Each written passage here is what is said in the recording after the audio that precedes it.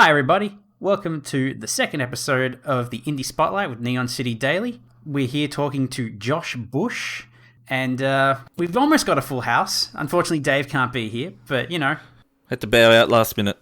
Them's the breaks. So, hi, Josh. How you doing? Pretty good, man. How are you? Yeah, not too bad, not too bad. Nice. And thanks. So, I mean, let's just get straight into it. Where did you kind of started from? I mean, how long have you been working in the game industry? I learned to program with my dad by copying example code out of the backs of computer magazines in the late 80s when we got our first computer. And sort of from that point forward, I kind of was making little bits of games and experimenting with games and stuff. Just kind of making things for myself, for my friends, and my family.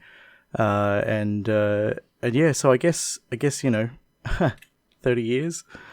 All right, nice. You're based in Tasmania? Yeah. I grew up in sort of the outer suburbs of Sydney, or the outer suburbs of the outer suburbs of Sydney. We moved down here when I was about 9 or 10 or something. Straight to Launceston, or? No, we lived briefly in a place called Deloraine, and then bought a house in Chudley, where we lived for a while, and then my dad moved out to Deloraine for a while, and then I moved out to Launceston. I lived in Hobart for a while, and then back to Launceston. Been around. Yeah, nice. How do you find doing the work you're doing and starting to get into development? And I'm assuming you're primarily working on games at the minute? Yeah, games are sort of my full-time focus.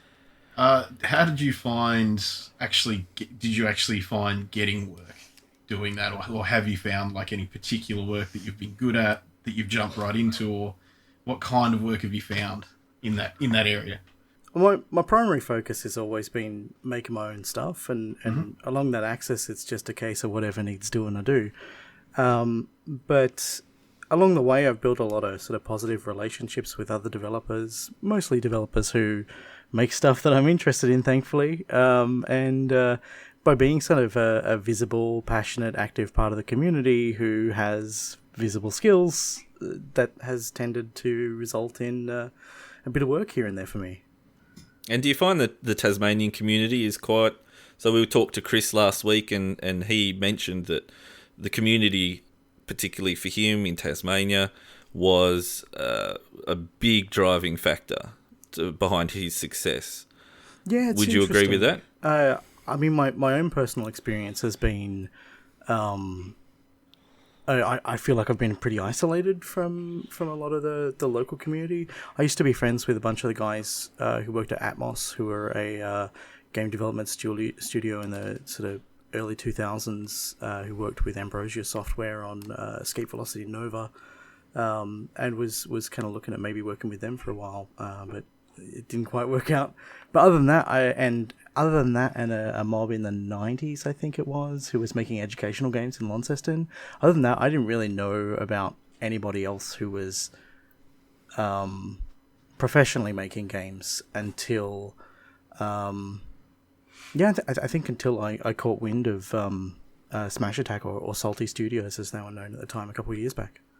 Okay. Yeah, right, okay. So it really is just a recent... Yeah, I feel like there's been a very, kind of over the past several years, definitely a big uptick in sort of local activity. Not that there wasn't sort of that happening, within social circles or within friend groups or whatever, but I feel like that now there's a sort of more established community per se. Okay. Yeah, and that it certainly opened my eyes. Even in just speaking to Chris from Smash Attack, the sense of community was bigger, or the community, not even the sense, the actual community literally was a lot bigger than I expected, which is good to see. And I think that's kind of normal, because everyone, you got access to the internet, you got access to tools, you got access to whatever. There's going to be so many people doing hobbyist stuff that don't think to look for, or don't think to promote themselves as game developers, if that makes sense. And by having a community organization like Tas Game Makers around to sort of run game jams and do some community focused stuff, those people who were doing hobbyist stuff before now have a chance to be a part of the community and be visible within the community. Yeah, cool. Yeah. And like, I mean, what would be like the cliff notes of kind of your career? Like, what kind of path has it taken you on? So, in the late 90s, like I said, I'd been making games for myself and my friends and my family and stuff, and that was just, there was never sort of a focus. It was always just, in the same way that you might write a song or make a card or do a piece of artwork or a painting, whatever. It was just one of those kind of expressive things that you do sort of as part of personal relationships. But in the late 90s, I started working on some Half-Life mods with a bunch of friends. We put together a little team, and we worked on 2 Half-Life mods. And at that point, that was where I really kind of latched onto this idea that, I wanted to make games that other people could play. And then I spent 10 years pursuing work that I didn't care about in order to pay my bills while I worked on games. And, everybody's path's different, right? Like, there are plenty of people out there who say, the best way to be a game dev is to have a full-time job and do games in your spare time, because that way you can be safe and sustainable without, embracing the kind of very recklessly risky life choices that a lot of independent developers end up needing to make to push things over the line. But I found that I just didn't really have time to do anything, and it was kind of demoralizing. I didn't make anywhere near as much stuff as I wanted over that period of time, and I injured my hands. I got a repetitive strain injury. Totally ignored my body and didn't pay attention to the messages that it was giving me, and one day... And they're the money makers. Yeah, they just gave up, and after... a couple months recovery, the company that I was working for at the time, because I was a sysadmin and software developer, so I needed my hands to do work. I was on medical leave, and when I came back from medical leave, the company had closed, the owner had died, and I was just like, wow, that's crazy. Well, that is not a good run. No. But I was also kind of looking at my own, life choices and what I was doing, and I sort of figured, if I've only got limited time left to do stuff, then I'd rather do it on my own terms and spend what's left of my body making stuff that I care about. So I kind of packed in traditional employment at that point, and kind of just did freelance stuff. And because I'm a Linux based developer, I kind of tend to champion and lend a hand to other developers who are supporting Linux. And right. Along that kind of path, I ended up helping out Double Fine here and there with a couple of little bits and pieces, and then they eventually offered me the opportunity to port Day of the Tentacle Remastered and Full Throttle Remastered to Linux. I also was there, kind of did a lot of community stuff with them, organised a lot of community events, did a bunch of community management for them. Nice. Same with a bunch of other companies. The other one that stands out to me in terms of the highlights of my career so far has been having a positive working relationship with Defiant Development, who sadly sort of shut down development last year. Oh, yeah. Which is very difficult for me to talk about without tearing up. But just so many nice people making cool things who've been generous to me with opportunities. And that lets me top up my savings and lets me during the downtime continue to work on my own stuff. And it's been an interesting ride. I'd like to be sustainable off my own things, but for now, a bit of freelance work here and there sort of lets me keep doing what I do.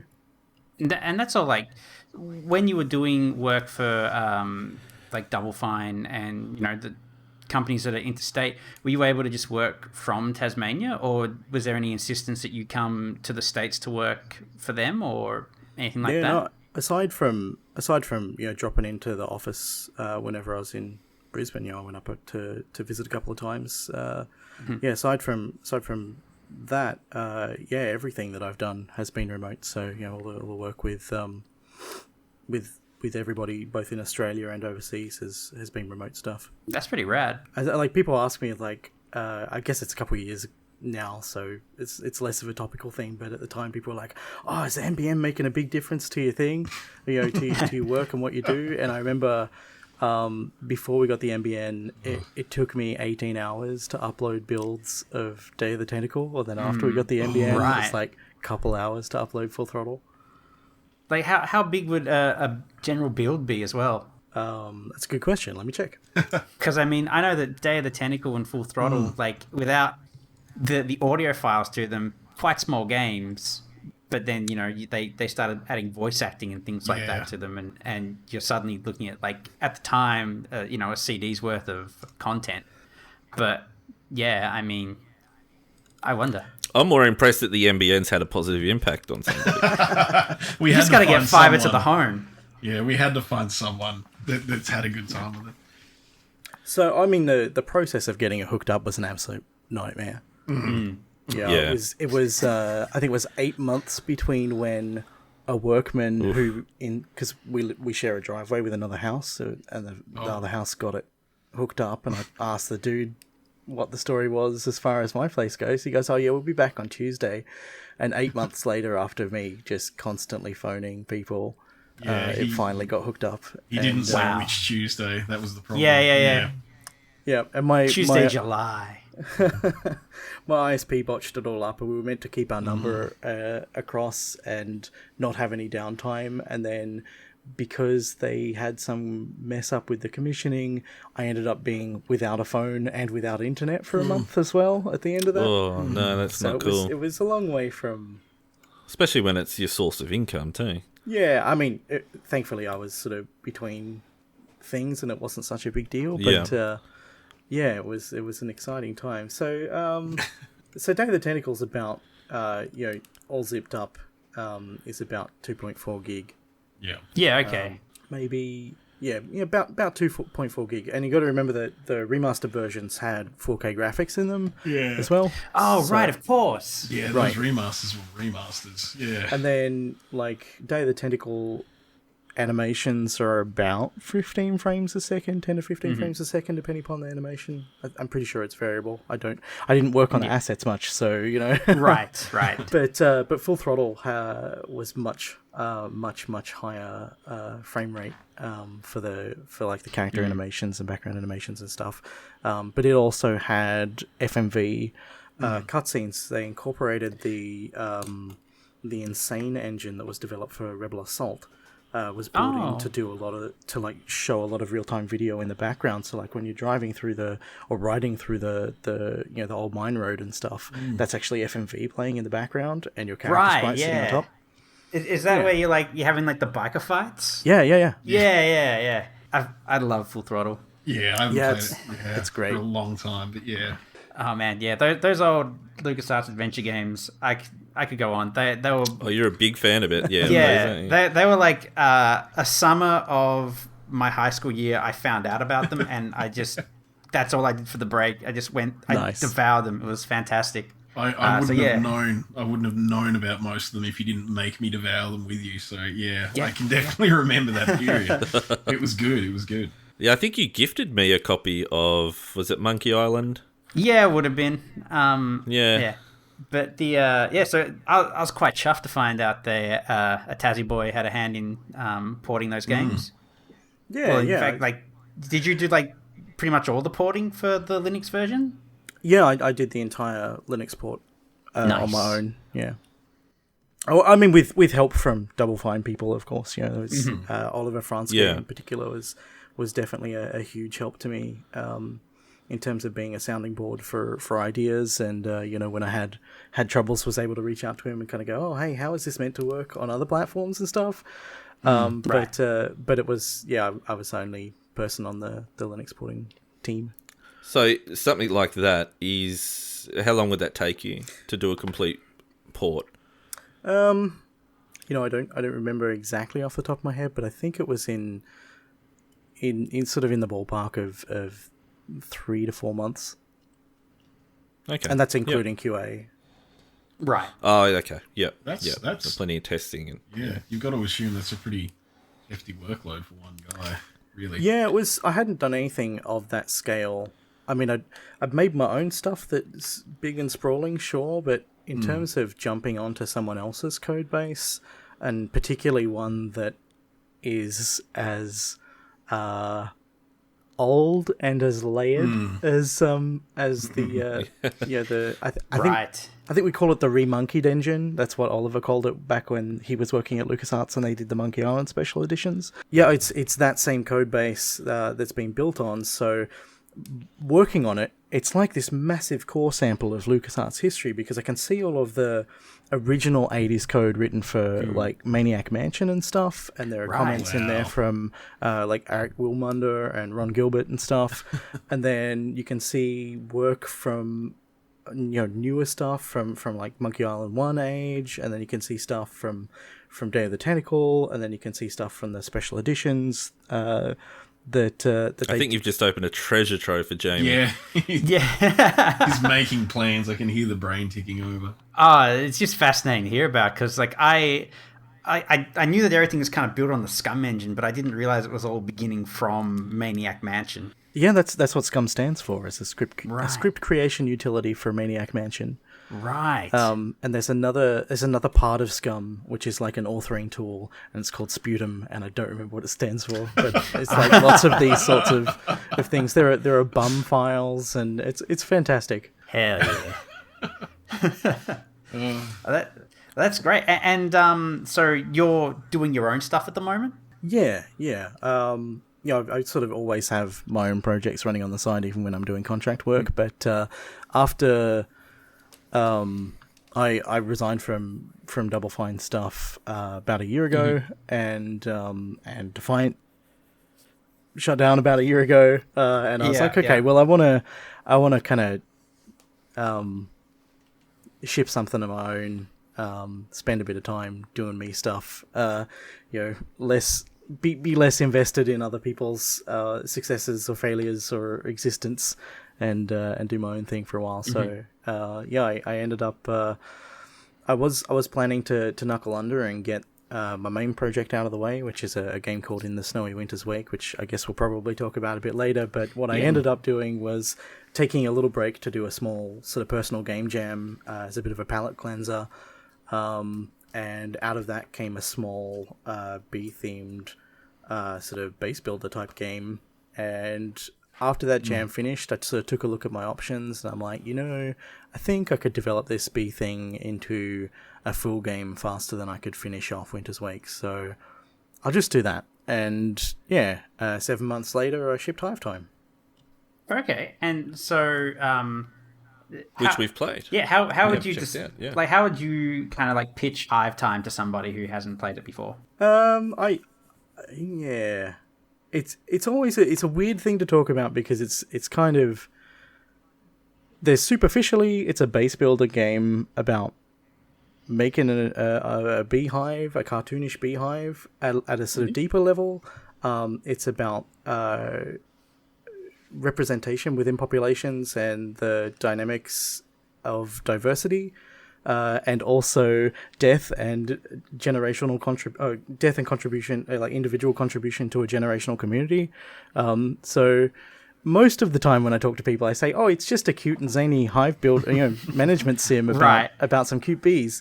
But yeah, there's other stuff going on as well. Yeah, there's some themes going on. So were you like, so for Hive Time, that was your project that you just you wanted to do and you kept building on. Was that just you as a team, or did you sort out, say, like the assets and kind of craft it yourself, or did you maybe get some other people to help with anything along the way? So I started it as a little jam thing with my partner Mim, and she and I shared sort of art roles across that. I let her take the lead as art director and make a lot of decisions about the look and feel of stuff. She hadn't done any 3D work either, so we used that as an opportunity to get some Blender learning time happening. Yeah. After the jam, she kind of went back to focus on her day job, and I was working full time on it. A friend of mine, who's a composer, had noticed me tweeting about the development of the jam version, and he was like, "Hey, if you I would love to compose for this. And we talked about the game, and he seemed to get it. So I was like, all right, well, I was planning to do the music myself, but you can do better work than I can do, and that frees me up to do other stuff. So I brought him on board, and he did the soundtrack is amazing. I think the soundtrack's... And that's Peter Silk, isn't it? Yeah, yeah. Yeah, I have listened to some of his stuff, and it is really good. Yeah, he does great work. And yeah, so other than that, everything was me. All the programming, all the about half to 2/3 of the art. Mim came back on weekends and getting close to release to sort of help round out some of the event art that we didn't have in there. I got some audio recording gear, and I went out to visit some local honey farms and did some field recording out there. I did all the writing, did all the marketing, did all the trailers, did all that sort of stuff. The only other thing in the game that I didn't do, aside from making the engine, it uses the Godot engine that many other talented people made, and the fonts were open culture license fonts that other people made as well. I'd love to make my own fonts, but it's nice to be able to lean on other people's it is a contributions in that way. I feel. Yeah, no, it is. That. It is. Yeah. But just there was a feature that I was planning to cut before release, which was this idea that when queens die, I wanted to put like a little portrait of them in the throne room, and you can mouse over it and see like how long they lived and what their name was and stuff. Oh yeah. And I was going to cut that because I just didn't have time to make the portraits. And another game developer friend of mine, Aubrey Sir from 12 East Games, he'd been playing early builds, and he said, if you need a hand with anything, just let me know. And I was like, hey, I got this little feature that I love. I think it's wonderful to have this, because the game's all about getting you to embrace this concept of population churn and not get attached to individual bees, but sort of juxtaposed to that, you have the individual queens who live for quite a long time, and you do have a chance to get attached to. And I was like, well, how can I make the queens a little bit more resonant across the game? Well, if I can give you some portraits that remind you of your lineage of queens across the Hive's existence. It speaks to the generations too, doesn't it? Right. And yeah, I was like, I got this feature that I love. I'm going to have to cut it because I don't have art for it. If you want to, if you're excited about the idea of painting that, then go nuts. And he did. And the morning of the game's release, I spent implementing that on stream. Nice. So you got that on was it itch.io? Yeah. Yep. So how did obviously doing a lot of the work yourself, and like you doing all the promo work as well. Did you? I think it's probably a generous term. Promo is probably a generous term because I completely dropped the ball and didn't do any press outreach before release. Yeah, okay. And I didn't get my release trailer ready until a month after the game had been out. So you got there. That's what counts. Yeah. But how did you find the process of getting it onto that platform? Was that a fairly itch is crazy easy process for you, or was there a bit of a battle to get in there? No, you just make an account, make a page, really? Upload builds. Yeah. Yeah, itch is pretty indie friendly. Yeah. I had heard that. That's why I was kind of curious to ask whether there was any kind of specific steps anyone should know going in there, or whether it's super easy. So you make an account, you just sort of go through a normal registration process, and from that point you can just click new project, fill in a couple of fields, and then you've got a store page for your game. You can there's a file browser, and you can select files from your machine to upload as builds. But they also offer a tool called Butler, which is a command line tool that you can use to automate the uploads of your builds, which is what I do. I do a little build system that I push some commits, and then I tell it to push a build up, and it'll do all the compiling and packaging, and then Butler will just upload it to the appropriate channel, so you can have multiple channels with different builds concurrently in them and stuff. And yeah, super handy and super easy. So do they take a cut for that? I'm completely ignorant to how it works. They can. They are the only platform that I'm aware of that allows developers to set their own cut. Wow, yeah. So there are some payment fees that you've got to pay, and stupid me, completely forgot about those and was very surprised when I'd lost. I think it was like 7% in payment fees. I was like, whoa, where did this come from? Right, okay. But they let you set what cut the store itself gets. Right, okay. Are you thinking about expanding into other game stores, or are you going to keep it exclusively on itch? I think for Hive Time, I'm very much committed to pay what you want pricing, and it's important to me that I can present a default price. I don't. In my mind, it's not a free game. It's a $10 game that I make available to people who can't afford $10. So that's important as well. And I also really appreciate that you don't need an account to purchase or to download a game on itch. Mm-hmm. So if I come across another store that offers those kinds of features and allows my players to experience my games with as fewer strings attached, then I'm totally open to shipping on other platforms. But for now, so that excludes your typical Steam and things like that. I would love to invite my friends at Valve to consider implementing those features. If they do, then I would consider that a win-win situation. But not really hold my breath. Not in the current state. Yeah. I feel like the most that you'd get is potentially down the line them doing a pay what you like system, but you'd still need an account for sure. Right. And then it would also be tied to the launcher as well. Yeah. And there are options for you could put your game up there as a free game, and then you could make some like DLC that don't have any content that are framed as like some kind of support the developer thing. But I still feel like that's an entirely different positioning to how I'm presenting the game, or how I'm able to present the game on itch. Right. It's still tied to that ecosystem in one way or another. Yeah, I don't know if I'd want to be a free game on Steam. No, although it does seem to have like some benefits. Like you look at some of the kind of, I guess, meme games that have kind of come out of Steam, and they've all been free. There's one at the moment that's just kind of coming on. Like it's people are talking about it a lot on Twitter and stuff, which is Helltaker, and that's sort of just it's a free game, and people kind of are really enjoying it. And the lack of a barrier to entry, I guess, is what's really gotten it on so many people's radar. But yeah, it really depends. Oh yeah, for sure. Different games attract different types of people. Yeah, absolutely. Yeah, and so you're also working on Winter's Wake? Yeah, in the Snowy Winter's Wake is a impossible to describe, but I'll give it a go anyway.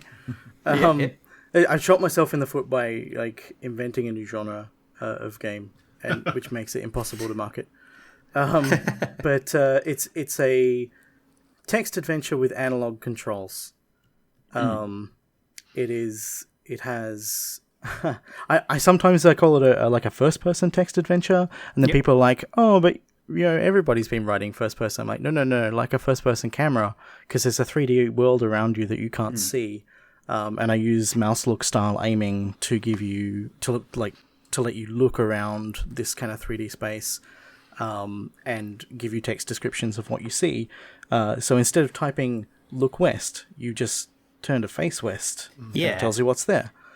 It has positional audio, so you can hear the world move around you, and that 3D scene that you can't see, I can still draw information from, so I sort of average the viewport color based on what will be visible if you could see. So if you look up, it might be blue for the sky, or if you look down, it might be green for the grass or whatever. Kind of like when you're outside and you close your eyes and you face the sun, you know that you're facing the sun, right? I wanted to give that kind of feel. And it plays out a little bit like something like, say, Myst, for example. So you don't physically move around within the space, you're just standing still looking around, and then if you want to move to a different location, you interact with a path or a door or whatever to move to another scene. Yeah, now I only tried this like super briefly before we started chatting, but like the idea is really fascinating to me, because like I've always been a fan of those text adventure type games, and the idea that you don't need to suddenly I think the biggest hindrance of the old text adventure games was orientation. So you'd be going like, all right, so I'm at the building and I'm facing west, but I've gone to my left. I'm not quite sure where I am anymore, and so you're able to actually like look around. It becomes a game of memory. Yeah, or you would draw a map on like a piece of paper you had lying around. In there, right? Yeah, but like this idea that you can actually look around and like the text will change as you're moving in a different direction is really cool to me. And Josh was mentioning that you were looking into putting onto VR as well. Yeah, that certainly interested me. So I started development of that for the 70 FPS Game Jam in 2014, I think it was. So if you're not familiar with 70 FPS, that's where games like Receiver and Superhot, Cat Lateral Damage, whole bunch of games that these sort of quirky takes on what a first-person game could be. And I was like, well, what would a VR-friendly text adventure look like? I want to make that. And this, what you've played is what I came up with. Yeah. The idea of having a one-to-one mapping between head rotation and in-world rotation for that kind of imagination-oriented experience was something that I found really interesting. Yeah, and like so, I'm a big proponent of VR, and I just want to know like how would you basically, because if you've got like a static thing of text, you'd have to change it, right? Because you can't just have like the text always directly in front of the viewfinder, otherwise you'll create motion sickness as you're looking around. How would you tackle something like that? Well, what I've found from testing so far is that doesn't seem to happen. Okay. Yeah, it's interesting. It doesn't. It's not like when your brain is tracking something that was moving and it stops moving in relation to you, and there's a disconnect there. It's more like I don't have a good analogy for it. You've yourself by making this new genre. You said, yeah. But yeah, like the people Jody that might just have to do some beta testing for you. that I've had try it don't seem to have had trouble with it, and because things only happen in response to your movements, that kind of makes things a little bit less jarring as well, I think. Right. Okay. So how I'm guessing you've got kind of at least a test build going of your VR for this then. That you've played. I'm gonna be honest, I haven't updated the VR support since I last had it running on the Oculus Rift DK1. Oh wow. Back when VR was going to be something interesting instead of the less interesting thing it's become, I was very excited about this idea of a generation of consumer accessible VR devices that were standard displays and standard HID inputs that could run on anything that had USB and HDMI. Obviously, since you've played the thing, you've played one of my games that uses this engine that I've been running. You kind of get the idea that it's probably not very heavy. It's pretty lightweight. It runs on a potato. I had it very close to 60 frames a second on one of those old EPCs, like the 701 from back in 2007, I think it was. And that's like an ancient netbook that runs at, I don't know, what is it, 700 megahertz or something? But yeah, like, so it's like it run on anything, run on a toaster. And I felt like, back when the Oculus Rift was sort of pitched, and even before the Kickstarter campaign, Palmer had basically said that he wanted to make some open hardware with open design. And I was like, yeah, this is what I want to get on board with. I want to see what people who don't have access to high-end computers will make with their like super cheap and accessible VR devices, and then they got partway through development, they got a whole bunch of money, and then suddenly they're all, well, we'd rather move towards the kind of tech that Valve are pioneering, which is meant to be 2 decades out of our hands, and suddenly it's a thing that's all like very high fidelity focused and high system requirement, and and that's kind of sad. I lament the kind of tinkerer accessible future for VR that we nearly had. The original philosophy. Yeah. Yeah, it would have been great if we saw something like that. I think that I imagine that sort of the way that they sold it was with wow factor, with like, look what we can do and look at how great everything is, and kind of always tends to be the way that we get a lot of style over substance before we start to get the substance.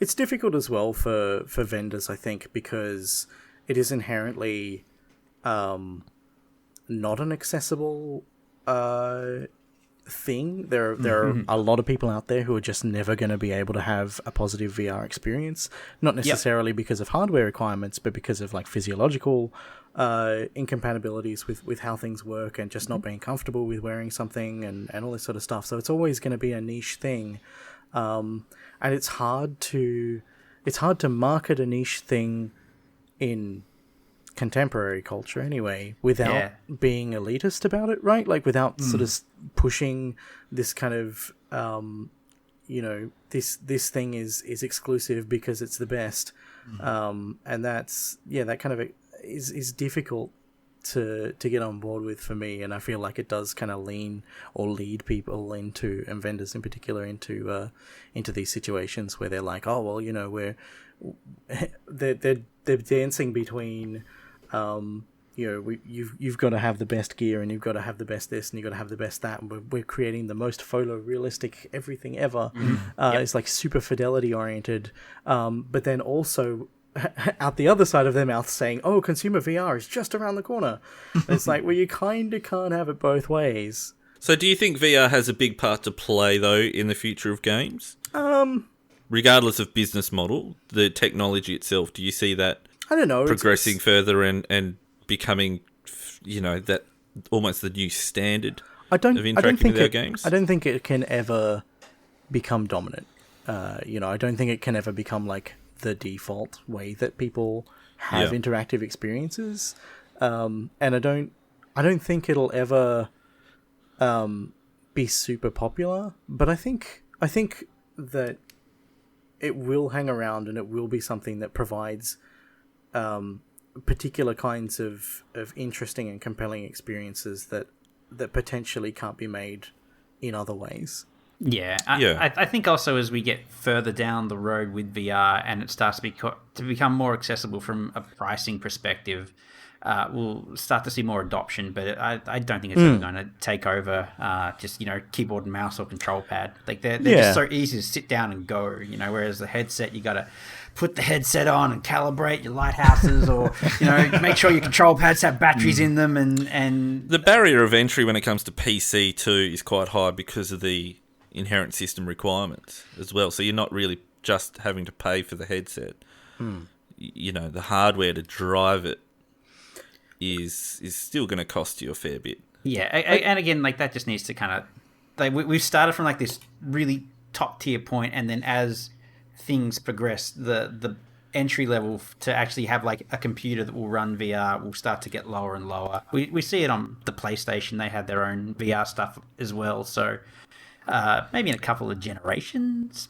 I think as it all kind of shakes out, that we'll find that there'll be, as time goes on, there will be more people who are less fidelity oriented and less, creating things that don't require quite as much grunt. But it is still like you're asking the computer to render everything twice at a very high frame rate.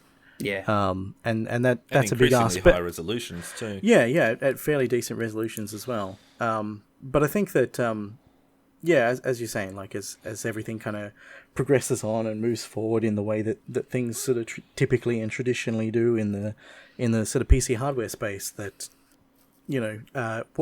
what is a powerful computer today is not necessarily going to be seen as a powerful computer tomorrow.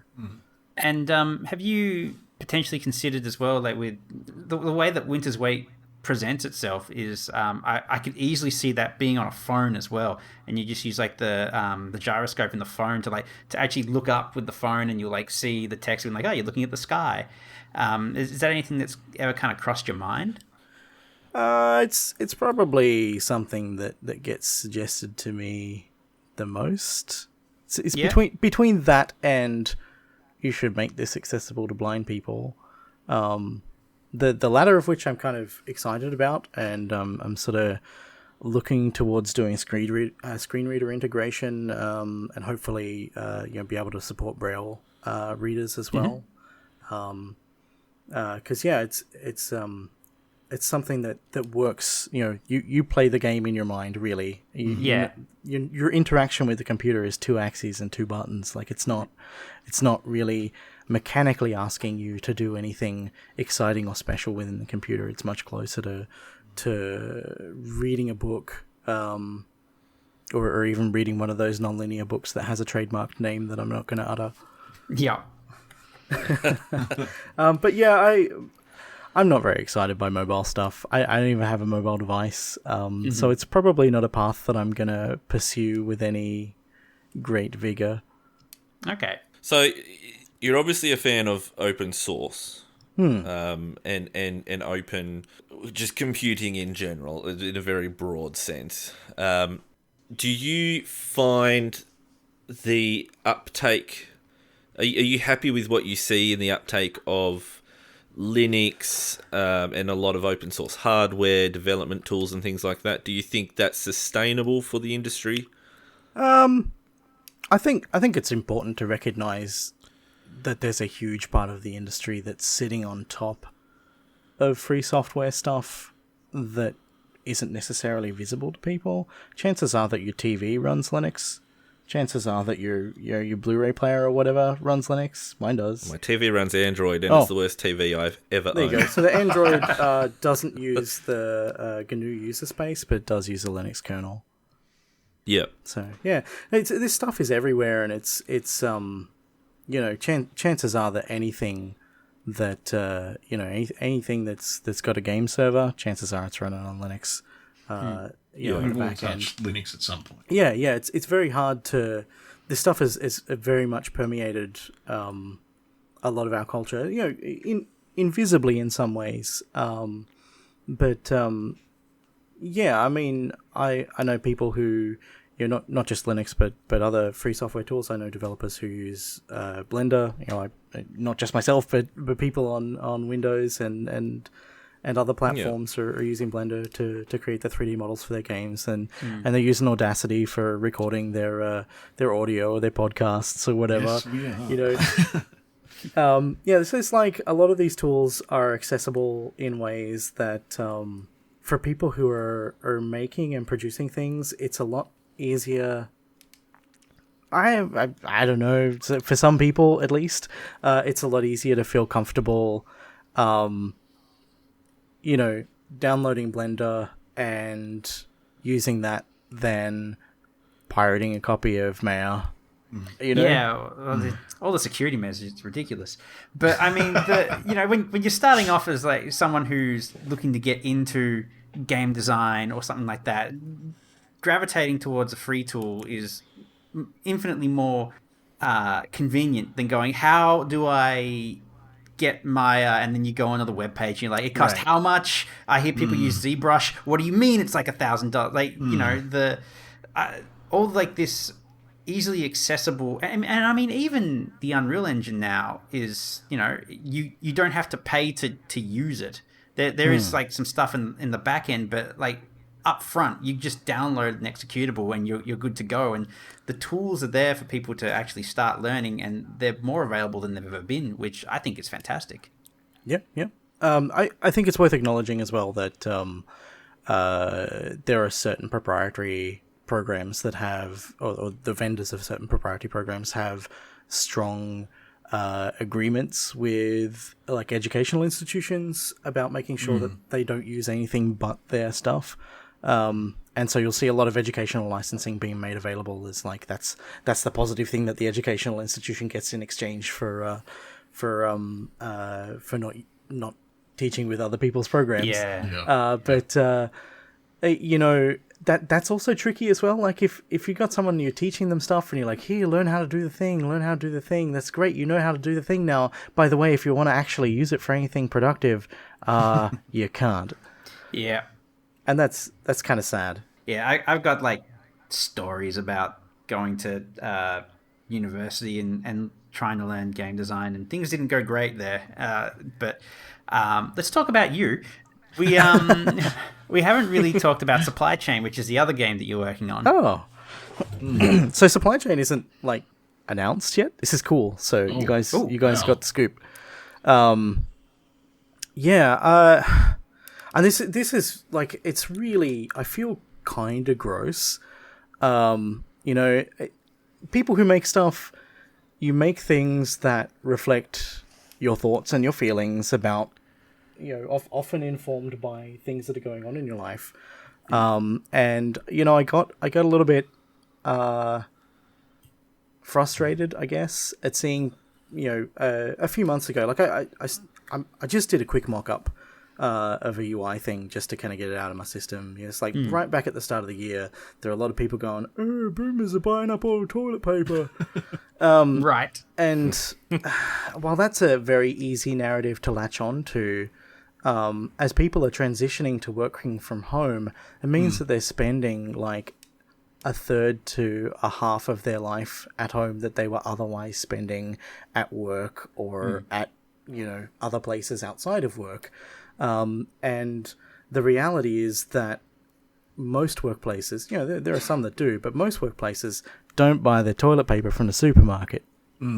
So if everybody's using, let's be conservative, let's say a third. If everybody's at home for a third more of their life and they're using a third more toilet paper, supply chains just can't cope with that. That's enough to empty the shelves regardless of whether anybody's panic buying or whether anybody's being inconsiderate. It's just, we were never set up to do this. Yeah. Different source. Right. Because you know, you buy, all that stuff comes from bulk suppliers and industrial suppliers who, you know, generally charge a little bit less per sheet. So on top of needing more, we're also paying more, which is fun. But yeah, I thought, you know, I feel like it would be kind of easy to sort of show how just-in-time supply chains to sort of, it's abstracted, right? Like it's simplified dramatically, but I felt like it would be pretty easy to make something that talked about or illustrated some of the way that the dynamics of these things work, and showed how they can be interfered with and disrupted by you know, different sorts of events and things happening. So yeah, I did a quick little mock-up in February, and I wasn't planning to pursue it. I was like, I've got other projects I need to focus on. I don't need another one.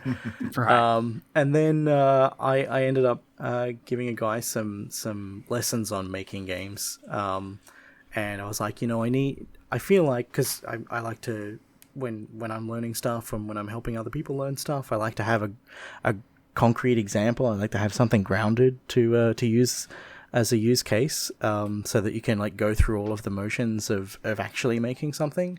And I was like, okay, well, this thing's pretty small scope and it's not going to take a lot of work to make. So yeah, we'll pursue that. And that's what we did. And as far as I can tell, it's been a very positive experience for him. And you know, we both worked together. His name's on it as well. So yeah, we sort of, not only is it kind of a learning exercise for him, but it's also you know, a thing that he can say, oh look, I made this published thing. So we're going right from the start of how do we go about like starting the project and setting it up and writing the initial code and getting it all hooked up together, right through to, you know, how do we upload builds to the storefront. Cool. And how far through are you in development of it? I would be very happy if I can ship it this week. Okay, Nice. cool. So yeah, I wasn't planning to do any kind of like big marketing push with it. You know, that's why I haven't announced it yet. Just sort of been sharing a couple of screenshots of you know, 3D models and stuff in Blender. on Twitter and other social media platforms. But other than that, I haven't really sort of been trying to generate any hype for it. But it's difficult because, I don't like to be chasing what's topical, right? My mantra is always, I'd rather be the first to say something interesting than be the first to say something.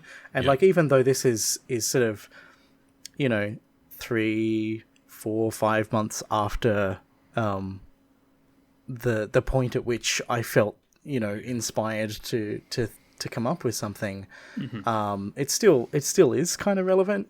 But the thing that makes me feel a little bit gross is that it looks like I'm chasing something topical at a time when there are way bigger things going on than a couple of rolls of bog roll short. Yeah, I wouldn't worry yourself too much about feeling bad with that, because that kind of system that you're trying to kind of teach people about by running this project, I guess this game, is that system something that isn't looking at changing.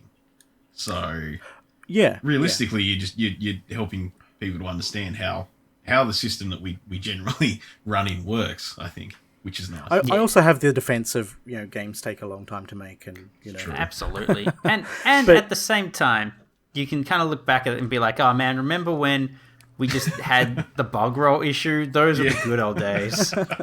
I mean, it does feel a little bit weird to, in this time. I put out a tweet and a toot the other day that was like, hey, look, the world's a very difficult place right now, and I don't think it is appropriate for me to suggest that anybody should be turning a blind eye to anything.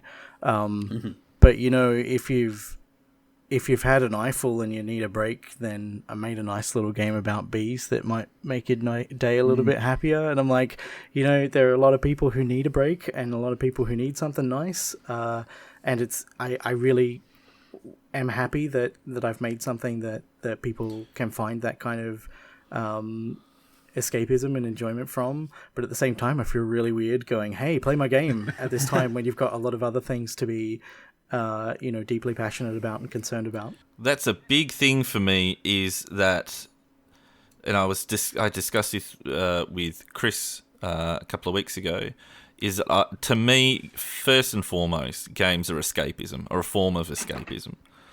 They're there to be enjoyed. I mean, supply chain's not like that. That's asking you to think about something new. Some people like to escape and still think at the same time, but it's about abstracting from the moment to moment reality of our existence and saying, in the same way that good sci-fi invites you to kind of disengage from the reality that you're existing in and think about things that are relevant to your life and your existence and your society. Think about those things through a different lens. And I think even as gross as it might make you feel, because you're very aware of what's going on in the world at the moment, the fact that you might be positively contributing to even one person to escape, whatever trials or tribulations that they are facing, that's got to make you feel better about it, I think. Yeah. I mean, I definitely see that as a positive. It just feels real weird to be tooting my own horn right now. I like that we're talking about how games are a fantastic avenue to escape from potentially uncomfortable situations, and I look up in the thing and I see that Josh, you're actually playing Hive Time according to Discord. Yeah, I'm always playing Hive Time. Yeah, Discord's got a thing where it tracks what applications you open. I think it says that I've got the engine open, so I'm actually editing and working on fixing a couple bugs at the moment. Hey, nice. Wow. That is bugs that I don't want to be in the game. There are plenty of bugs in there that are meant to be there. You want to keep there's some good bugs. Yeah. You want to keep the cute bugs. Hive Time is like a very chill game though, and it's definitely one of those types of games where it's, if you want to just sit down and relax and not have to freak out too hard, it's got a nice vibe to it. I really enjoy the aesthetic. Yeah, cheers. I wanted to make something that was less tense, but still capable of providing you with moments where you go, "Ooh, I better deal with that." Yeah, and I guess so those are the games that you're kind of working on at the moment. I just wanted to quickly circle back. I'd be remiss if I didn't ask you. You mentioned before that you resigned from Double Fine. Was that for any particular reason, or just kind of glossed over it? And I was like, I wonder what's going on there. All right. Well, I think the catalyst was Double Fine getting acquired by Microsoft, which there's a whole bunch of stuff to unpack. But I think the one that I want to focus on is that a lot of the work, the community work in particular, that I was doing with Double Fine was volunteer stuff that I was happy to do to help make it easier for an independent company to stay independent in a time where it's very difficult. And I'm happy to contribute to making life easier for independent creators. And getting acquired by Microsoft kind of puts Double Fine in a position where they are less close to riding on the knife edge and can cope without me. So yeah, that end, I'm not really comfortable with Microsoft as a company in general, but I don't know if I want to fixate on that. I think I think the real thing is like, yeah, they don't need me anymore. It's fine. I know that my friend, I still have friends there, and I know that they're all feeling not my not my place to speak for other people. Yeah, of course. As far as I can tell, they all seem quite happy and comfortable and content at the moment. So, if they have the security and stability of a stable work environment, then that's something that I can view as positive. Yeah, it's funny. Like I completely spaced on it until just now that how Double Fine were in fact an indie studio. Right up until the Microsoft purchase. That's crazy. I'm not going to lie. That was, as it was being said, it was sinking into my head going, oh, yeah, that's... Yep. Yeah. Yeah, and they were... I kind of feel like I lost two families last year. Between Double Fine, and both of those companies were huge inspirational beacons for other developers. And with them setting the kind of positive examples that they set for other people, not just in terms of making cool stuff, but also in terms of the relationships that they had with their work, with the kind of work environments that they provided the people that they were looking after, to push these forward as examples of how you can ride the turbulent waves of this industry and not have to grind people into paste along the way. That was something that I was very proud to be a small part of.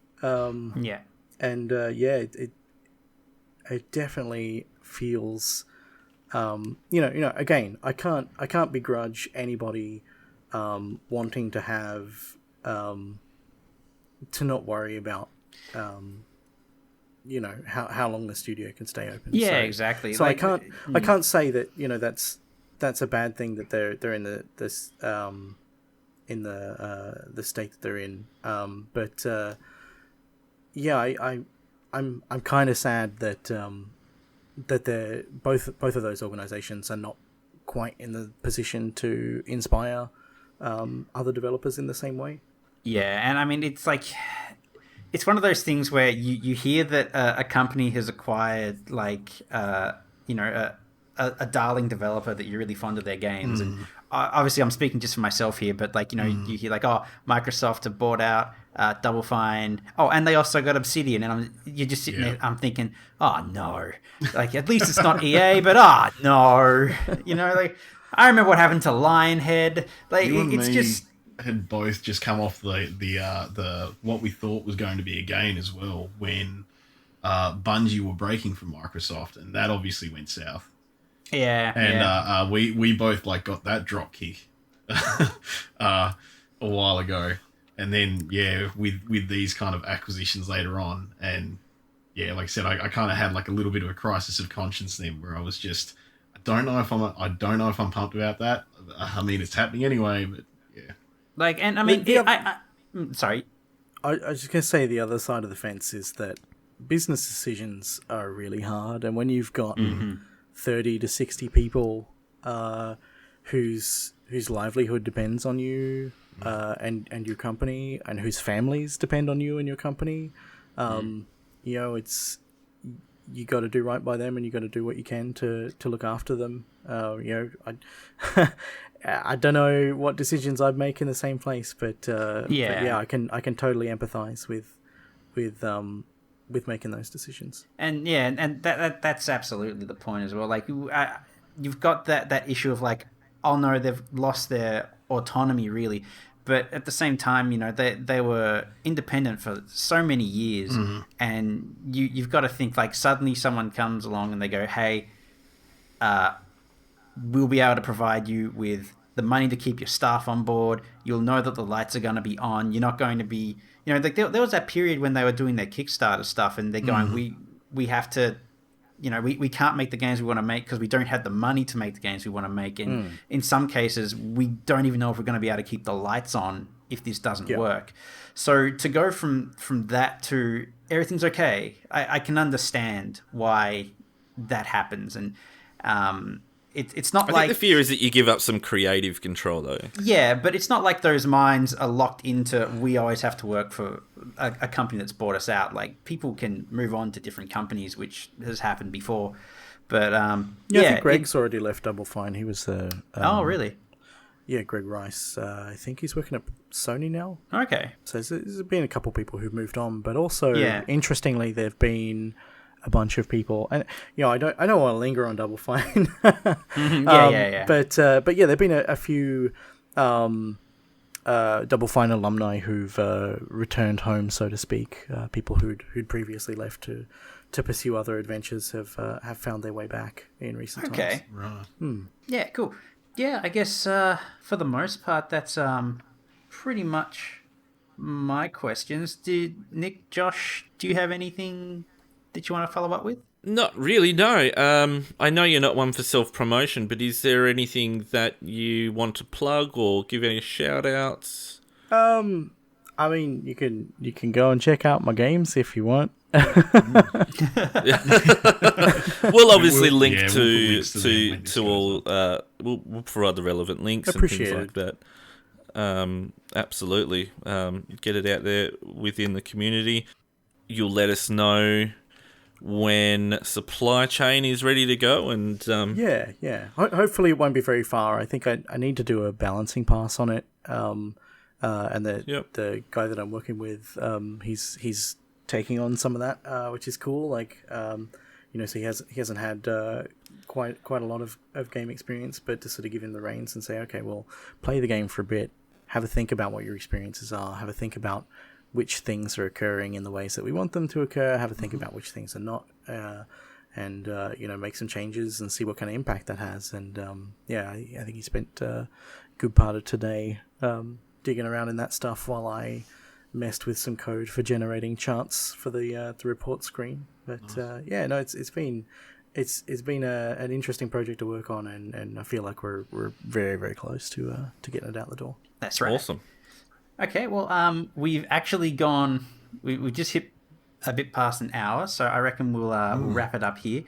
Thanks so much for being on, Josh. It's been a fascinating little talk that we've had. Thanks for having me. It's been fun. Yeah, no problem. No at all. worries. Thank you for coming.